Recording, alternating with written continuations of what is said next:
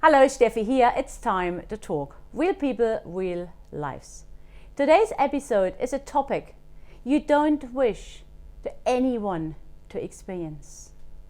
You don't even want to imagine your loved ones leaving in the morning, going to work, going to kindy, going to school, and then not coming home again. In 2019, 352 people lost their lives on our roads here in New Zealand. 352 too many. And I have to say, unfortunately, my husband is in the statistic. I guess you watched the videos and you know I lost my husband 74 weeks and 5 days ago. Our guest today experienced a very tragic loss a while ago, a long time ago, but she's still suffering because she will never ever get over it, never. So please welcome our guest Annette today. Hello Annette. Hello. You can see I'm already a little bit teary because we actually have the same story. Yeah. But my one is young. Much younger than yeah, mine. and your one. So what happened? When did it happen? 44 years ago, Steffi. Wow. Yeah. So my first husband, we were childhood sweethearts. We met at about 16 and started dating at about 18. I've got goosebumps already. And back in that year, that era, 44 years ago, everyone got married when they were 20, 21. You know, everyone, they went to work, got married, had children, bought their house. So not like now where everyone does all the other things first yes. and then get married. Different order, yeah. So we got engaged when I was 19 and married when I was 20. Wow. And quick, yeah, huh? very quick, but yeah. it was just quite normal then. Yeah. All our friends were doing the same thing. And you were in love? And we were in love. Oh. Yeah, we were. And Bruce was 23, so he wasn't old either. And we settled in Morrinsville. That was my hometown. Yeah. And we both had the same kind of go-to attitude, wanted to get on with life. And when we were engaged, we bought a rundown coffee shop in Morrinsville. Oh, yeah. Closed it down for a week, and all the family came in and helped us, clean it all up and paint and spruce it all up. Exciting, like a big project. Married it was. and a big project together. Yeah, we weren't married yet then. Oh, not yet? No, so we were engaged. So he still lived in Hamilton and I lived in Morrinsville when we had that, so he commuted every day. And we opened up and it was just a huge success. You know, people queuing at the door every lunchtime to come into our cafe and buy our food. Everything was homemade, all our cakes, pies, everything. We had a great big commercial oven there. It was hard work, but we wanted to. But you loved what you were doing. It was a passion, no? You wanted to do it. Yeah, and we wanted to get on that, get a house and do all those things, and that we just saw that as a good way of getting ahead quickly. Yeah. And we worked really well together. He was a real people person, so he was at the front, I was at the back. It's a perfect match. Yeah, perfect. It was perfect. And then while we had the cafe, we got married and had a beautiful wedding, with all the bells and whistles and what have you. And then carried on with, we bought a house. So, we did a lot on that short time. Awesome. Everything is falling into place. Yeah, we bought our first house in Morrinsville and worked hard in the cafe and what have you. And then one Saturday night we went out with friends for a few drinks, and I chose to go home a bit earlier because on a Sunday we used to spend most of the day in the cafe making pies in advance because they were just so popular. And Bruce got killed on the way home a little bit later after I got home. So, it was huge. Ooh, how did you, so you went home and how did you find out how? Well, I went home and we were out with my brother, and my mum and my brothers all lived in Morrinsville too, but they were a kilometre out in the country. And I went home, went to bed because, you work those sort of hours, you're so tired.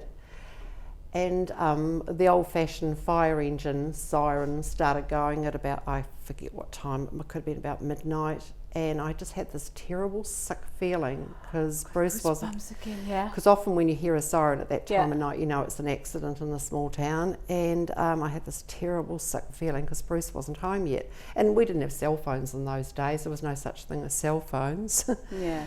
Anyway, I just lay there and thinking, oh, what's going on? And next thing, I got up and I rang Mum, and my other brother answered the phone. Mike answered the phone, and which was odd because this is like 1 o'clock in the morning. You ring Mum and your brother, yeah. And I said, hey Mike, I said, where's Mum? He said, she's coming to see you. And you know, you kind of already know, and you haven't been told yet. Yeah. And I said, what's going on? And he said, she's coming in to see you. She'll be there in a minute. She'll be there in a minute. So and he wouldn't say nothing? He didn't say anything to me. And then I said, I don't know what went on in those next 10 seconds. And next thing, I looked out the window, and there was a police car with Mum in it, who was hysterical, and came to the door and told me what happened. Yeah. Oh, it gives me tears because of just like, yeah. So what happened was they'd gone out to the same party I was at, and then Bruce was driving my brother home, Jack, in Jack's car, and because Jack had had too much to drink. So, and Bruce was tired, like I was. He should have come home with me, you know, hindsight. And he fell asleep and drove off the road and hit a culvert. Jack was thrown out of the car, and Bruce died instantly. And it was right outside Mum's house. So she woke up to flashing lights and sirens and everything going on. And oh, sorry, I got that wrong because it's been so long ago. She woke up to all these sirens and flashing lights, and she rang me and she said, "Can you send Bruce out to have a look? There's been an accident outside the house and Jack's not home." And I said, "No, Mum, Bruce is with Jack." And then she said, "I'll get Michael to go and have a look." And that's when I rang Mike. And I said, "Well, where's Mum? She's coming in to see you." So that's how we found out, yeah. That must be. Is your mum still there? No. No. How did she cope with that? Oh, it was huge. It was huge. You know, I suppose for her, she could have lost her son as well, you know. Yeah, it was just huge. So you saw it. So did you see Bruce there then? No, he was taken away straight away. Jack went to hospital. He spent about a week in hospital. He had broken bones and what have you. He didn't get to go to the funeral. Yeah. I did go and see Bruce at the mortuary. Yeah. And he didn't have a mark on him. He had a broken spleen, which I think was what the result of his death was. Instant, yeah. When you hear things like this, so huge accidents, then you think it is a huge loss. But then on the other side, you say, "Oh my! If he would have survived, he could be in a wheelchair." No, you don't know what is better. Yeah, no, you don't. You really don't. We didn't have a choice. It was just gone. Boom. Like gone. with Fred, gone. Yeah, But I think the worst thing is also for me, I couldn't say goodbye. I know. He's just gone, and for you exactly the same. Yeah. Gone. Yeah. What were they thinking the last seconds? This is what triggers me all the time. Yeah. Still. Yeah, absolutely. And you know, if you wanted to just quickly get in there and turn the clock back, and you should have come home with me, and you'd still be here. Yeah. But life doesn't work out like that, does it? And then you also think, "Oh my goodness, why me or why him? Why was he at the wrong time, the wrong place? Yeah. Why? What is the reason for this?" Exactly. I have to go through this because we just married. So how long have you been married for? 6 months. 6 months. Yeah. And I think that what I just found so amazing, well not amazing, so just blew me away, it was only a little drain with a big pipe in it. Yeah. For someone to have such tragedy, just wheeling off the road, hitting this drain and hitting this pipe, and Yeah. Wrong place, wrong time. Wrong as well, time. yeah. It wasn't like there was another car or Yeah, anything nothing. involved. Well, which I actually, years later, I was really thankful for, that he didn't fall Yeah. asleep and cross a line and involve anyone else. That would have even been harder to cope with. But then it's also, actually, what I can hear is also because you said he was tired, he fell asleep. You Yeah. had a long, busy day, did some partying, and said, "Oh, I stay a little bit longer." I'm You having said, fun. Yeah. But really underestimate the stress and the busyness during the day. That once you sit still, it's easy to fall asleep. Yeah. You Yeah. really underestimated this. No? Yeah. Yeah. So how did you go on after the funeral? It's like afterwards. Then you had your coffee. Yeah. How could you? Did you work like 24/7, or did you close the coffee shop, or what did you do? We closed it for a few days, probably about a week we were closed while, we went through the process of the funeral, and had lots of family and friends supporting me. But from the day I walked back in, when we reopened it, I just didn't want it. It just meant nothing to me. Something blocked, no? Yeah, this whole dream we had was just gone. And I just did not want it. Every day I went in there, it was just a force. I wanted to actually give it away. Here, someone take this thing away from me, because I saw no future anymore. And we had an older lady. That worked for us part time. She did all our baking, and she ended up buying it off me, quite cheap. But I didn't care. I just wanted it gone. And on the other side, you also knew, because it was your dream, but it went into good hands. Yes, Because yeah, it was did. your passion, and like you say, you're baking, and Yeah. that Yeah. made all the customers coming Yeah. in. They were all Yeah, because I didn't see a future anymore, and immediately Yeah. I just, this whole dream we had was just gone. The rug was taken from under my feet. But then, eventually you just have to carry on. You've got to get out of bed every day. You've got to face the world. Fortunately, it didn't take too long before she took it over from me. In fact, she had to sell her car to be able to help buy the business. And I said, "I'll have your car." I just wanted it. I just wanted the whole thing gone. And then things, as you know, things start to fall into place. It becomes 3 months, 4 months, 5 months. And all your friends get on with their life. They don't forget. And they're all at that age where they were getting married or had just got married and buying their house, and then one's getting pregnant and starting a family. And it was just huge. It was like, I've already been there, almost done that, Yeah. and I just didn't see a way forward. But obviously, you've got to carry on. So what I ended up doing, it was probably about a year later, I actually went overseas for 8 months. I'm from Dutch descent, and I'd never ever been to Holland and met any of my relations, because Mum and Dad got engaged in Holland but married here. So I didn't know any of my family over there. And I just felt I had to get away from everything. And so I went and lived over there for 8 months. And did you meet any of your family? Yeah, I stayed with them all, and I worked over there and did a bit of travel. Went to Paris and did travel with different cousins. But I was homesick after 8 months, because it doesn't fix it. Yeah, no, that's it right. doesn't fix That's it, right. as you know. But it just gave me that break from being surrounded by Distance, no? friends that were Distance, doing yeah. what I really wanted to do, and I'd been robbed of it. And I didn't want to be unhappy for them. I was happy for them, but I wanted to have what they had. Yeah, you there is some kind of jealous. You're happy for them. Oh, so happy but there for is them. sometimes But it's not fair. yeah, why not me? This Yeah. isn't me normally. It would be me now. Yeah, But yeah, I have yeah. exactly the same. Yeah. Exactly the same. Yeah, yeah. Yeah, I'm happy for everyone who's Yeah. happy. But I want it.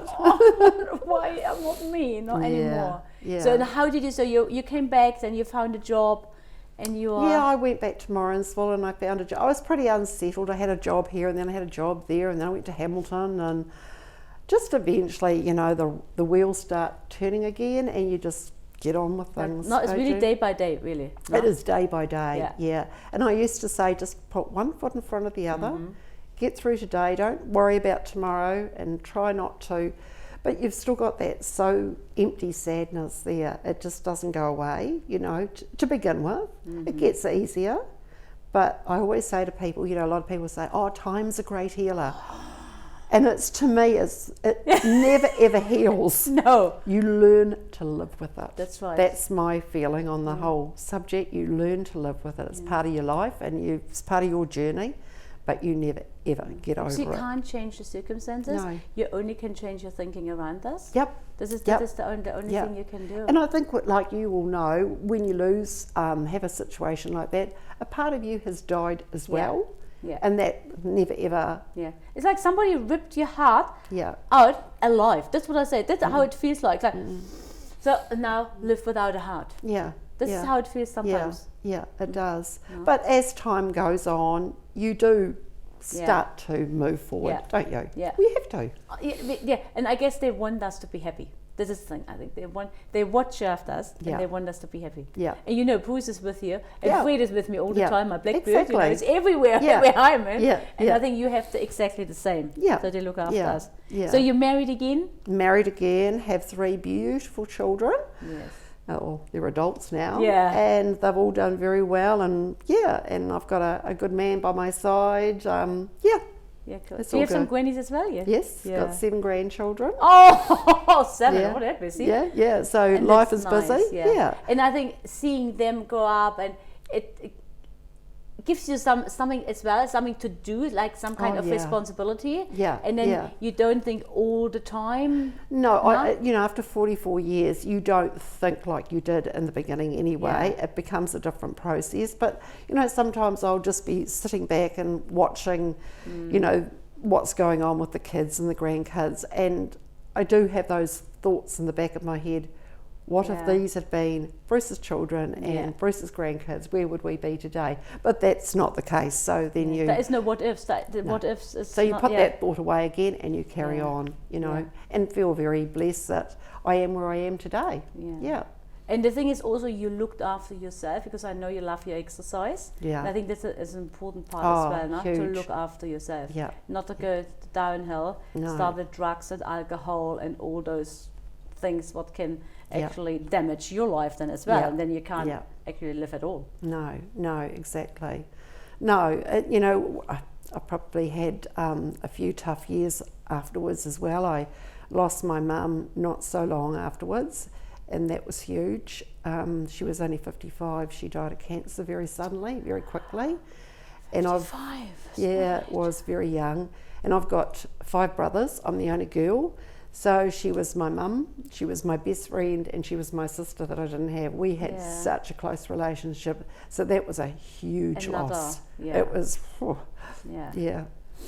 But you learn, like you say, you learn how to live with it. I think it makes you tough. Yeah, no, sometimes I think, God, I'm hard. I do. I think, God, I'm hard. But I've had to be hard to get to where I am today, There were times I did just want to go to bed and never get out of bed again. But I couldn't do that. Like this. Something inside say to you, it's not going to fix it. This is what I think. Where's the point? Start drinking. Yeah. It doesn't fix it. No. It doesn't bring him back.